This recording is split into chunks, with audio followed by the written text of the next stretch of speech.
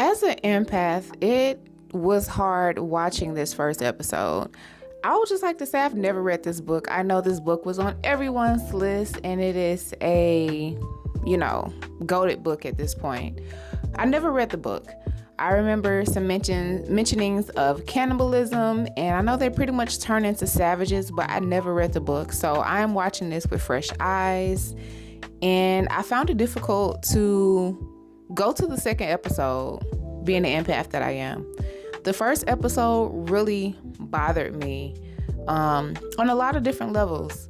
One, this guy here, he is essentially the leader. He has all the good ideas. He's making sense. He's wanting to make order out of their situation. However, you have kids who, perhaps look a little cooler than him. They've come in with a long, strong walk. They look higher on the totem pole.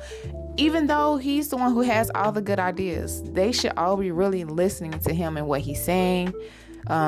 He told someone something in confidence, and that person still teeter-tottering, walking the line between being like, a friend and just a good guy, and also just being a young, immature kid, and probably doing immature things with some of the other people who are picking on him. And it's kind of hard to watch because I'm like, so many things could have been avoided. So many things should not have happened.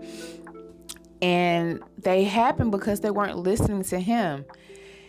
And I find myself being frustrated in his treatment, and also the way they shot it. What? Can we talk about the way they shot it? Absolute cinema. I love the way they shot it. That is also probably for sure accentuating the connection I'm having with the characters and what they're going through. But on the first episode already, chaos has broken out, right? There's a fire.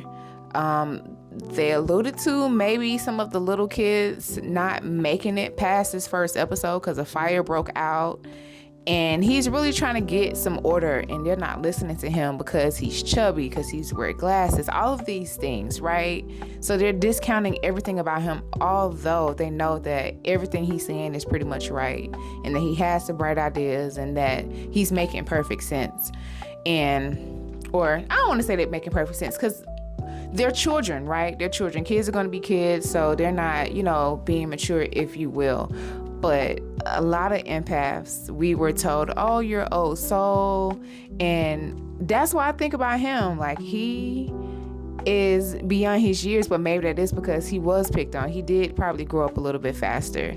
Both of his parents had passed away. They he shared that both his parents passed away, so maybe that had him grow up a little bit faster. Then of course it's him getting bullied because of how he looks. So all these things, his way of thinking is different than perhaps some of the other kids who have not needed to grow some sort of thick skin, or maybe who have not been through certain hardships, right? But then I also feel like his hardships may not necessarily have anything to do with the things that he knows. The things that he knows seems like they are things that maybe intuitively he know that we should be doing X, Y, and Z. Just the standard things that we need to survive. Like, we need to set up where we're going to use the restroom. Like, that is a basic human mechanic. We're going to use the restroom. We need to have a designated place for our toilets.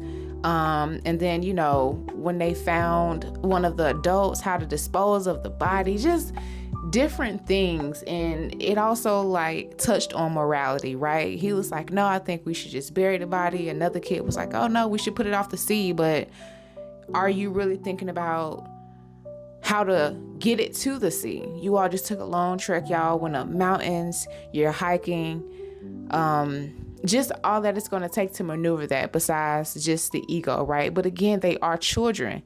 So just watching this was frustrating and hard to watch, because I'm like, yo, they need to be listening to oh boy, but they being kids. And yeah, I like I said, I haven't read the book, so I'm just really watching this with fresh eyes. So let me know if you all read the book, number one.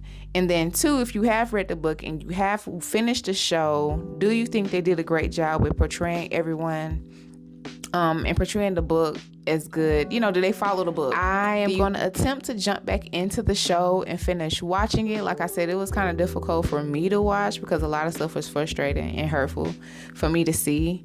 But I do want to finish the show so I can be like, okay, yes, I do know about Lord of the Flies. Finally, I can say that. So, later.